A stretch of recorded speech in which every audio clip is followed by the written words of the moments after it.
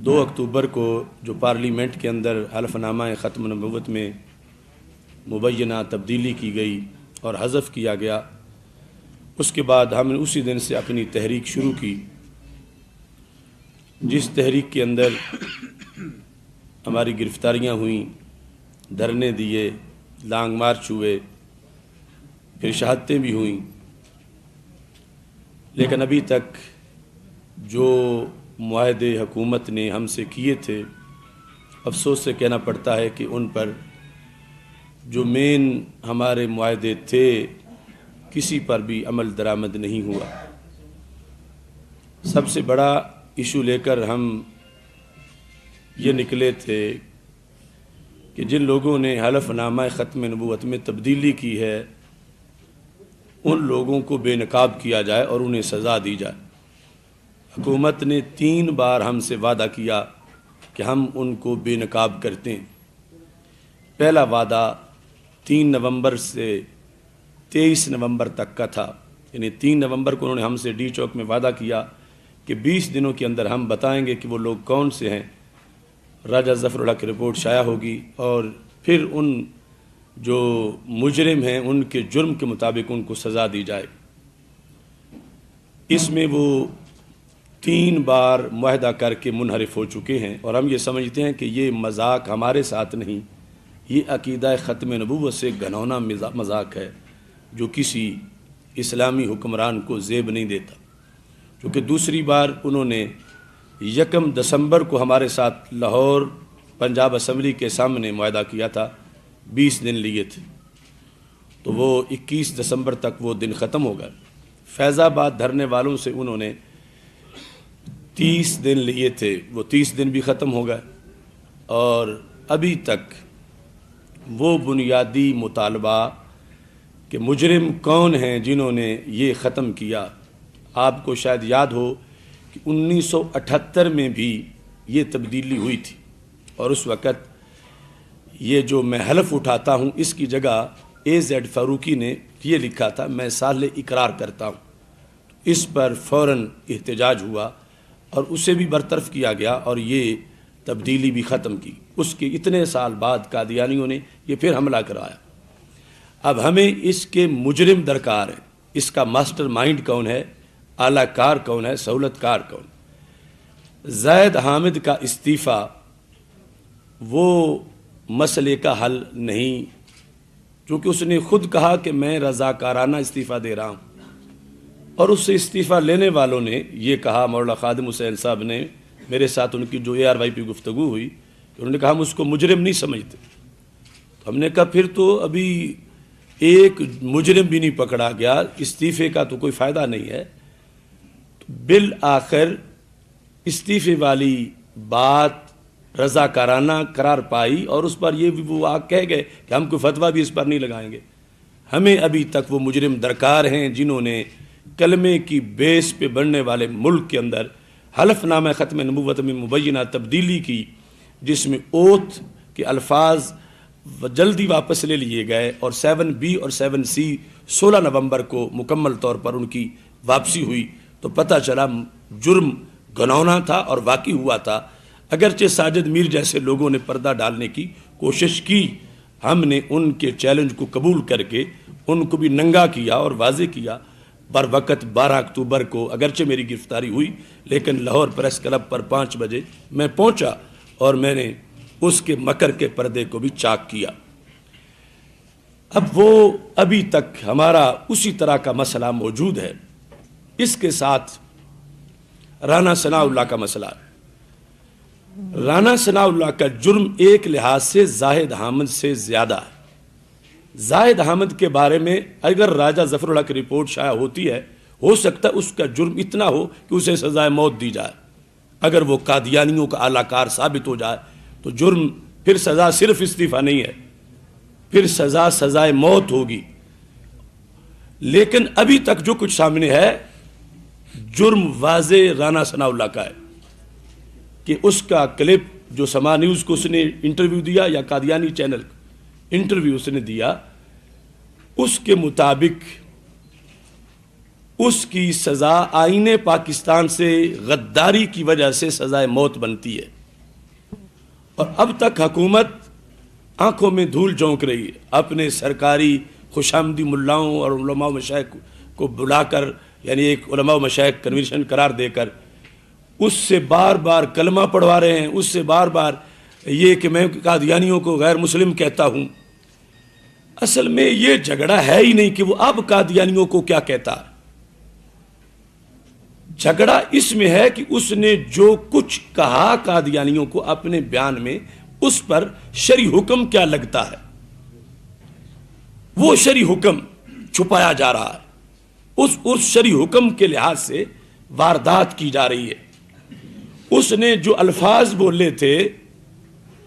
اس کے مطابق شرعی طور پر وہ کافر قرار پاتا اور 4 وجہ سے کافر قرار پاتا۔ میں نے اس پر، یعنی میں نے یہ نہیں کہتا کہ کسی کو شاید یہ ہو کہ وہ میرے پاس آ کے کلمہ پڑھے تو میں اس سے کوئی اپنا قد بڑھانا چاہتا ہوں۔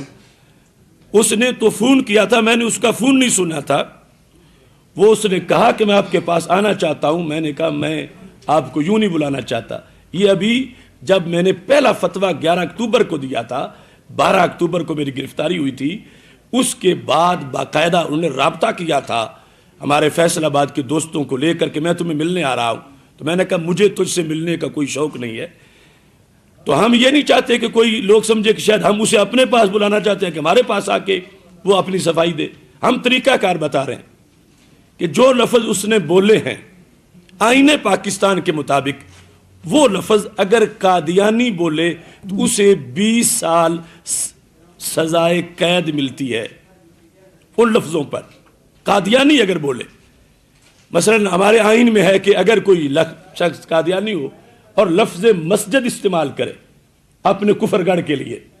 کسی کو چوک میں کھڑا ہو کے کہہ رہا ہو کہ آؤ ہماری مسجد میں نماز پڑھو، تو ہمارا آئین کہتا ہے اس نے ایک بار اپنے کفر گڑھ کو مسجد کہا تو 3 سال جیل میں رہے گا۔ اس نے کیوں اپنے آپ کو مسلمان شو کیا؟ وہ کافر ہے تو مسلمانوں والے لفظ استعمال نہیں کر سکتا۔ اب رانا ثناء اللہ نے مسلمان ہو کہ ان کے لیے وہ لفظ استعمال کیے جو قادیانی استعمال کرے تو ہر لفظ پہ 3 سال قید ہے۔ مثلا وہ ہماری طرح ہی نماز پڑھتے ہیں، یہ 3 سال قید ہے، قادیانی قید، یا مسلمانوں کی طرح نماز پڑھتے ہیں۔ مثلا یہ کہ وہ ہماری طرح مسجدیں بناتے ہیں، اس پر بھی 3 سال قید ہے۔ مثلا یہ کہ وہ ہماری طرح ہی اذانیں دیتے ہیں، اس پر ہمارے آئین میں 3 سال قید ہے۔ مثلا یہ کہ وہ ہماری طرح ہی مسلمان ہے، اپنے آپ کو مسلمان کہلواتے ہیں، اس پر بھی 3 سال قید ہے۔ اور پھر یہ کہ ان میں اور ہم میں تو معمولی سا فرق ہے، یہ بھی یعنی یہ سارے کفریہ کلمات ہیں، اور قرآن و سنت کا فیصلہ تو اپنی جگہ آئین پاکستان بالکل واضح کر رہا ہے۔ اب اس پر ہو کیا رہا ہے کہ وہ اب کیا کہتا ہے؟ ان نادانوں کو اتنا پتہ نہیں کہ ایک عام سا مسلمان جو پاک دامن ہے، اگر کوئی اس پر بدکاری کا الزام لگا دے اور اس الزام کے بعد 1000 بار توبہ کرے، اس کے وہ لفظ جو بولے تھے پہلے ان کے لحاظ سے محاسبہ ہوگا کہ اسے 80 کوڑے لگیں گے، اس کے بعد جا کر پھر دیگر معاملات ہے کہ اب اسے کیا کہتا ہے۔ 80 کوڑے معاف نہیں ہیں، یہ عام بندہ، عام امتی، اس کا سٹیٹس ہے۔ اور اس نے ہاتھ کہاں جا ڈالا کہ جب یہ کہتا ہے کہ مسلمانوں اور قادیانیوں میں تھوڑا سا فرق ہے، تو پتہ چلا کہ معاذ اس کے نزدیک تاجدار ختم نبوت حضرت محمد مصطفیٰ صلی اللہ علیہ وسلم میں اور مرزا دجال میں تھوڑا سا فرق ہے۔ تو اس بنیاد پر جو کچھ حکومت کر رہی ہے دھوکہ دے رہی ہے، اور جو بھی علماء گئے ہیں وہ بڑا آستانہ ہو یا چھوٹا، ایک تو ان میں کوئی ایک بھی مفتی نہیں تھا، اور اگر کوئی مفتی ہو بھی تو علم بیچنے والے مفتیوں کا کوئی اعتبار نہیں ہوتا۔ اب تک ساری کی ساری کاروائی یہ ہے کہ جیسے کنواں اس میں کتا گر جائے تو اس کو پاک کرنے کا حکم ہے کہ اس سے ڈول نکالے جائیں، مگر ڈول نکالنے سے پہلے ہر عقل مند سمجھتا ہے کہ کتا پہلے نکالیں گے تو پھر ڈول نکلے گی۔ اب تک علماء و مشائخ کنونشن میں شہباز شریف نے ڈول نکلوائے ہیں، کتا اس رانا ثناء اللہ کے دل میں باقی ہے، اور جب تک وہ کتا نہیں نکلے گا رانا ثناء اللہ کا مسئلہ حل نہیں ہوگا۔ اب وہ کتا نکلے گا، پھر کلمہ پڑھے گا، پھر ہماری شریعت کہتی ہے کہ ایسا بندہ مردود الشہادہ ہوتا ہے، وہ کسی کیس میں گواہ بھی نہیں بن سکتا، کسی اسلامی سلطنت کا وزیر تو بڑی دور کی بات ہے۔ پھر آئین میں تصادم بھی آپ وکلاء سے پوچھ لیں، آئین میں جو آئین سے بغاوت کرتا ہے وہ بھی معافیاں مانگتا رہے، اس کی بھی سزا آئین میں یہ ہے کہ اسے معافی نہیں ملے گی، اسے سزا ملے گی۔ تو اتنا بڑا باغی قرآن کا، اسلام کا، ختم نبوت کا اور پاکستان کا، اور وہ اس حکومت نے اپنی گود میں چھپایا ہوا ہے۔ اور ہمیں کوئی اس کے استعفے کی یوں ضرورت نہیں ہے کہ ہمارا کوئی وہ بڑی شخصیت ہے اور استعفیٰ لیں، اس لیے ہمیں ایسا چوڑا بھی برداشت نہیں اپنی ڈیرے پر بھینسوں کو چارہ ڈالنے والا کہ جو سرکار کے بارے میں یہ بھونکتا ہو اور ہم اس کو اپنے بھینسوں کو چارہ ڈالنے کے لیے نوکر رکھیں، تو ہم اس ایسے شخص کو وزیر کیسے برداشت کریں اس سلطنت میں کہ جس کی بنیاد میں 20 لاکھ شہیدوں کا خون ہے۔ تو اس بنیاد پر ہماری تحریک ان مطالبات کے لیے جو ختم نبوت کے لحاظ سے ہیں، پھر ہم سے حکومت نے مطالبہ کیا تھا، یعنی معاہدہ کیا تھا کہ ہمارا جو ڈی چوک میں دھرنا محاصرے میں گزرا، جس کی مثال تاریخ پاکستان میں نہیں ہے،